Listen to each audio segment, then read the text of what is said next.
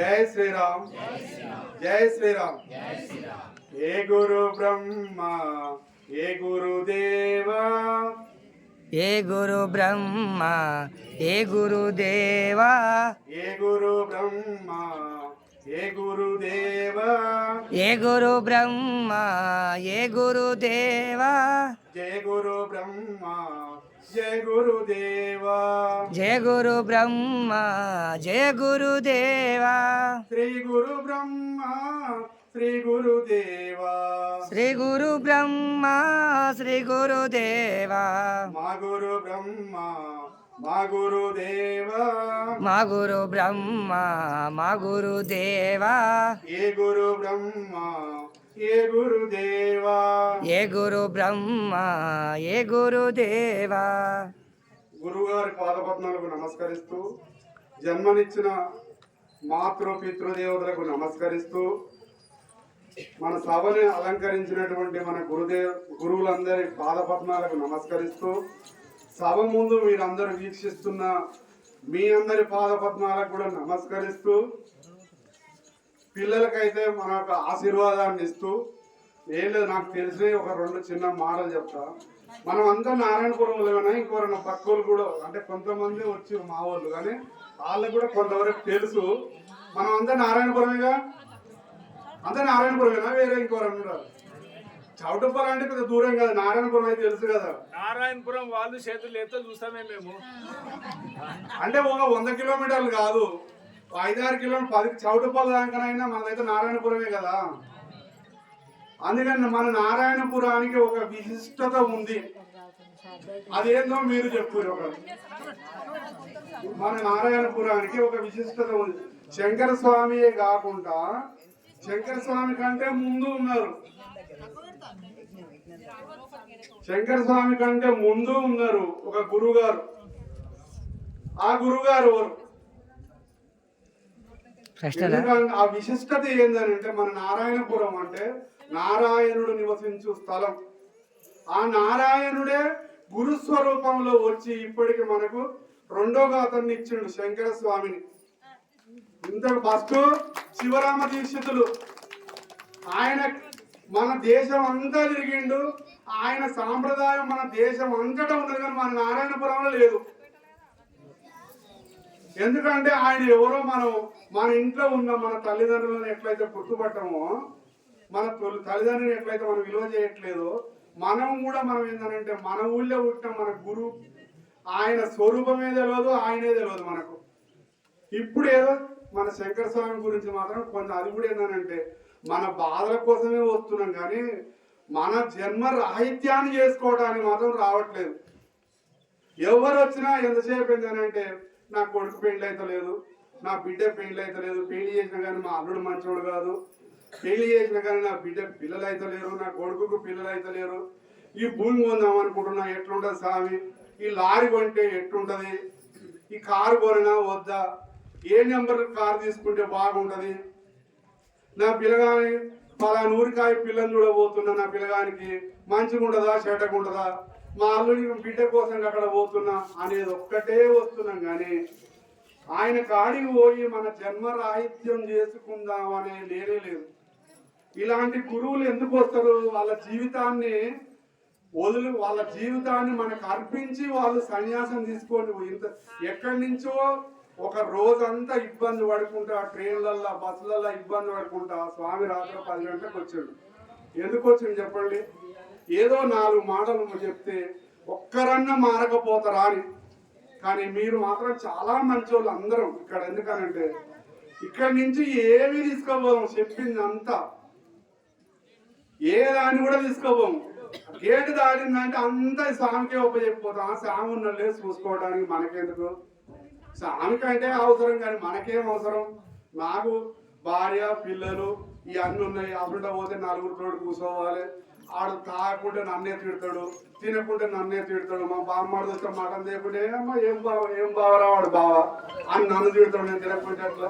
ఈ సాంకాడికి పోతే తినొద్దు అంటాడు, తాగొద్దు అంటాడు. ఇదో పెద్ద ఎందుకు అనవసరంగా అనేది ఒకటి పెట్టుకొని మనం ఎంతసేపు ఉన్నా కూడా మనం వీళ్ళు చెప్పేది ఇలాంటి గురువుల కాడికి వస్తే ఒక మూడే పని చేయాలి, మిగతా ఏవి పని చేయకూడదు. ఆ మూడు ఏంటివంటే చెవులు మాత్రమే పని చేయాలి. ఎందుకంటే వాళ్ళు చెప్పేది మాత్రమే వినాలి మనం. ఇంకా మిగతా రెండు ఏంటంటే కాళ్ళు చేతులు. అవి దేనికంటే సేవ చేయడానికి. చేతులు సేవ చేస్తున్నాయి, ఇక్కడ కూర్చున్న కాడ చేయం కదా, అటు ఇటు కదలాలంటే కాళ్ళు పని చేయాలి. కానీ ఆ మూడు తప్పితే వేరేది పని చేయదు. కానీ మనం వీడికి వచ్చి ఏం చేస్తున్నాం చెప్పనా, ఆ మూడింటి పని చేసి మిగతా అన్ని పని చేస్తున్నాయి. ఆ మూడు పని చేయకుండా మిగతా అన్నిటి పని చేపిస్తున్నాం. దానివల్ల ఏమైతుందంటే ఇలాంటి గురువులు వీళ్ళ సాంగత్యం వల్ల ఎట్లుంటదనంటే మనకు వాళ్ళు చెప్తారు ఒక 4 సార్లు 5 సార్లు చెప్పి చూసి ఏం చేస్తారంటే వాళ్ళ మనసు కూడా ఒక రకమైన బాధ వచ్చిందనుకో, మనం దీన్ని చేసేదానికంటే ఇంకింత ఎక్కువ కర్మను తీసుకుంటాం. అందుకని మనం ఏం చేయాలనంటే కొంచెం అన్నా వాళ్ళు చెప్పేదాన్ని వినాలి. మనం విని ఇక్కడికి వచ్చినప్పుడు ఏం చేయాలనంటే మనకేదో మనం ఇవాళ మన పూర్వ రోజులలో అంటే ఏంటంటే ఒక ఇంట్లో పెళ్లి అవుతుందంటే అందరం వచ్చి కట్టెలు తెచ్చేటోళ్ళం, పిడికలు తెచ్చేటోళ్ళం, గోడలు పూసేటోళ్ళం, పందిళ్ళు వేసేటోళ్ళం, అన్నీ చేసేటోళ్ళం. కానీ ఆ రోజు ఏంది సేవా రూపకంగా చేసి అంతా మంచిగా ఉన్నాం. ఈ రోజు అట్లా కాదు, పెళ్లి అయిపోతుంటే ఈడ ఉండి ఫోన్ చేస్తారు, అరే పిల్లపిల్లగాడు ఎక్కిండా మా అక్షంతలు వేస్తురా. నేనైతే మాయముడు 4 పలానా వైన్స్ కాడు ఉన్నాం, మేము వస్తున్నాం కానీ స్టేజ్ ఎక్కిరా లేదా అని ఫోన్ చేసుకొని పోతున్నాం. ఇలా ఆశ్రమం కాడికి వచ్చినా కూడా అట్నే వస్తున్నారు. ఏంటంటే ఆరత అయిపోయిందా, స్వామి తింటురా లేదా అని అప్పుడు వచ్చి దెబ్బ అంగిడిస్తారు, స్నానాలు చేస్తారు, పోతారు, తింటారు. స్వాములు ఒక్కరే కాదు అమ్మ, మనం కూడా సంసారంలో ఉన్న వాళ్ళం కూడా మనం కూడా ఏంటంటే ఏదో ఇలాంటి యజ్ఞాలు చేసినంత మాత్రమే వస్తుంది అనేది కాదు. ఈ యజ్ఞం అనేది ఏంటంటే కట్టెలను ఎట్లా కాలుస్తున్నామో మనలో ఉన్న కర్మని కాల్చుకోమని చెప్తుండ్రు. మనలో ఉన్న కర్మలని అహంకారాన్ని కాల్చామని చెప్తుండ్రు. అహంకారాన్ని కలిస్తే నువ్వే దేవతవు, నువ్వే దేవుడు అవుతావు. అందుకోసం ఏంటంటే యజ్ఞం చేయమని చెప్పేది ఎందుకనంటే నీలో ఉన్న అహంకారాన్ని కాల్చుకోమని. వీటికి వచ్చినప్పుడు మనం ఏం చేయాలంటే మనం ఏదో చుట్టికానికి వచ్చినట్టు అనుకోవద్దు. ఇక్కడ ఉన్న మనం తిన్నందుకు ఏ గుడికి పోయినా ఎక్కడికి పోయినా సరే కానీ ఏదో అవపడితే అది తీసి పక్కకి వేయాలి. దేవాలయం కాడ నువ్వు పొర్లు దండాలు పెట్టినా ఏమీ రాదు, ఉపవాసాలు చేసినా రాదు, నువ్వు 10 సార్లు 100 సార్లు మాలలు వేసుకున్నా కూడా ఏమీ రాదు. సేవ చెయ్యాలి. సేవ చేయాలని అంటే ఏం చెప్పడం, మెయిన్గా ఫస్ట్ చూడాల్సింది అంటే వీడికి రాగానే ఏడ చెత్త ఉంది, ఏడ ఉంది, ఏది ఊకాలి, ఏది ఎత్తాలి. లోపలికి పోయినాం అనుకో, సింకులు ఏమైనా గిన్నెలు ఉన్నాయా, ఆ గిన్నెలు తోమటం వల్ల ఏమవుతుందంటే మనల్ని తోముకుంటాం. నేను ఇది రాగానే అయ్యే చూస్తాను, మా జ్యోతం అంటది నాయన వచ్చిండి ఇక వద్దురా నాయన వద్దురా నాయన అని అంటది. కానీ నాది నేను కడుక్కుంటాను కానీ వాళ్ళ గిన్నెలు కడుగుతలేను. నేను వేసింది అయితే 2 సార్లు మాల. ఆ భగవంతుని పట్టుకోవలసిన ఆయనను పట్టుకుంటే ఇస్తాడు. కానీ ఎవరి పాదాలు పట్టుకున్నా ఎవరు ఉద్ధరించరు. వీళ్ళు ఈ స్వాములు ఉన్నారు, వీళ్ళు ఏం చేస్తారు, మార్గం చూపిస్తారు. బిడ్డ ఇట్లా ఓడి అని చెప్తాడు. కానీ ఊరికే మనం పాదాలు పట్టుకొని అసలు పోతే ఆ సాంకాడి పోయినా పాదాలు పట్టుకున్నా అంటే ఎవరు ఉద్ధరించరు. ఆయన ఉద్ధరించుకుంటాడు, మనకు మనమే ఉద్ధరించుకోవాలి. నువ్వు పట్టుకోవాల్సిన ఆయన పట్టుకుంటే ఆయనే ఇస్తాడు. ఇప్పుడు వాళ్ళందరికీ ఎవరు ఇచ్చారు, వాళ్ళు స్వామినే పట్టుకున్నారు. మన అందరికి ఒకరు ఉన్నారు కదా తండ్రి, ఆ తండ్రిని మనం పట్టుకున్నాం అనుకో, ఆ తండ్రిని చూపించడానికి వీళ్ళు నాయన ఇట్లా చేసుకోని, ఇట్లా చేసుకుంటే మీరు బాగుపడతారు, మీ జన్మ రాహిత్యం అవుతుంది. మాల చేసుకుంటే ఏమైతే శరీరం మార్పు వస్తుంది, నీలో కొంత మనసు మార్పు వస్తుంది. కానీ ఆ మాలతోటి నువ్వు ఏం చేయాలని అంటే మార్పు తీసుకొచ్చుకొని ఇలాంటి గురువులను చేరాలి. గురువులను ఏం చేసుకోవాలి, నీ జన్మ రాహిత్యాన్ని చేసుకోవాలి. దాన్ని చేయాలని అంటే నీ నిత్యం జపం చేయాలి. జపం అంటే నీ జన్మల పాపాన్ని హరించేదే జపం. ఆ జపం చేయండి. కాకపోతే కూర్చున్నప్పుడు ఎటో పోతుంటది, ఎవరికి కూడా ఫస్ట్ ఏమి రాదు. పిల్లగాని స్కూల్ పోగానే ఏమి రాదు. ఇవాళ మన పిల్లగాని ఏం చేస్తాం, 5వ తరగతి రాగానే LKG వేస్తాం. మనం అనుకుంటే 6 నెలలు అవుతుంది, 50,000 ఫీజు కట్టి ఉండకూడదు. ఆ వస్తలేదు, ఈ వస్తలేదు, ABCDలు వస్తలేవు. ఆ పక్క పిల్లగాడి కూడా చూడు బాగా చదువుతున్నాడని అంటాము. మరి మనం ఈ జన్మకే తల్లిదండ్రులం. ఈ జన్మ తల్లిదండ్రులు అయ్యి ఒక 10,000 ఫీజు కట్టే ఒక 6 నెలలకే తిడుతున్నాం కదా. మనం జన్మలకు మనకు ఒక తండ్రి ఉన్నాడు. ఉన్నాడా లేడా? ఆ తండ్రి ఎవరు? మన అందరికీ ఒకడే తండ్రి, జన్మ జన్మలకు అతనే తండ్రి. ఏ రూపకంగానైనా ప్రతి ఒక్కరికి, ప్రతి జంతువుకైనా దేనికైనా మన జన్మ జన్మలకు ఒకడే తండ్రి ఉన్నాడు. మనం ఏం చేస్తున్నాం? పోయేటప్పుడు వెళ్ళిపోయేటప్పుడు మాత్రం నాయనా మళ్ళీ జన్మ ఉంటే నీ పాదాల కాన్నే ఉంటా, నీ పాదాల కాన్నే ఉంటా అని అంటే మళ్ళీ మనల్ని ఏదో రకంగా మళ్ళీ కర్మలని తీర్చి మళ్ళీ జన్మనిస్తే మనం ఏం చేస్తున్నాము? మళ్ళీ ఆయన బయటకు వచ్చిన తర్వాత మళ్ళీ అలానే పడిపోతున్నాం కదా. అలాంటప్పుడు ఆ తండ్రి మనల్ని చూసి ఎంత బాధపడతాడు? మన పిల్లగాలు ఇంటలేరని మనం ఎంత బాధపడుతున్నామో మన అందరికీ ఉన్న తండ్రి మనల్ని చూసి ఎంత బాధపడతాడు? మీరు ఒక్కసారి ఆలోచించండి.